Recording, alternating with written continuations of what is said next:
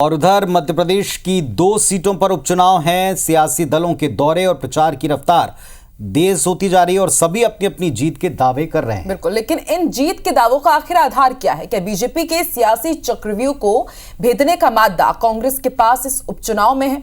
क्या इन दोनों सीटों पर कांग्रेस किसी को सरप्राइज देने की पोजीशन में है? इन तमाम सवालों का जवाब तलाशने की कोशिश करेंगे।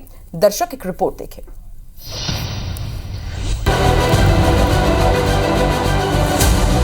एमपी में 2 सीटों पर हो रहे उपचुनाव केवल उपचुनाव भर नहीं है, बल्कि ये बीजेपी के कुछ नेताओं की प्रतिष्ठा का सवाल भी है।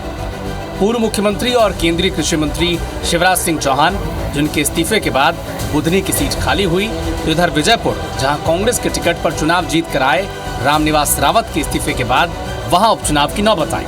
बुधनी से बीजेपी ने विदिशा के पूर्व सांसद रमाकांत भार्गव को उतारा है, तो विजयपुर की सीट पर कैबिनेट मंत्री रामनिवास रावत अब भारतीय जनता पार्टी के प्रत्याशी हैं और अब इन दोनों सीटों पर बीजेपी पूरा जोर लगा रही है।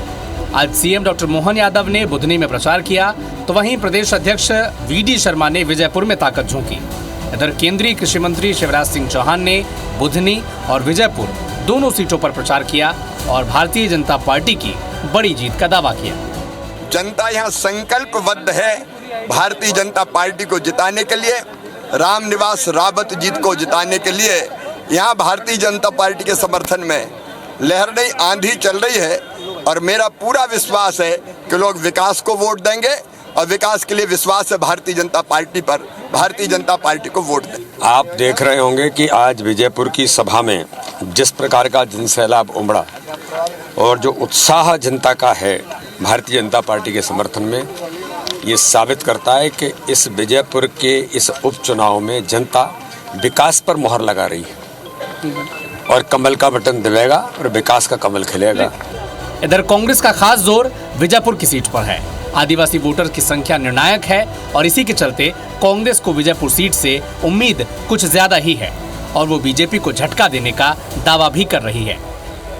बुधनी और विजयपुर में भारतीय जनता पार्टी सरकार की पूरी ताकत लगा के शक्ति प्रदर्शन कर रही है, लेकिन असली शक्ति तो लोकतंत्र में जनता की होती है और जनता बदलाव चाहती है।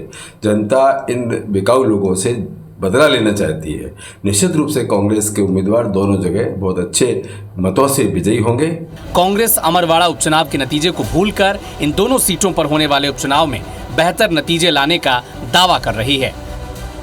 तो इधर भारतीय जनता पार्टी हर चुनाव की तरह इस बार भी अपना सर्वस्व समर्पित कर रही है। देखना दिलचस्प होगा कि पटवारी की पलटन विजयपुर और बुधनी में बीजेपी को चौंका पाएगी या फिर वही कहानी रिपीट होगी।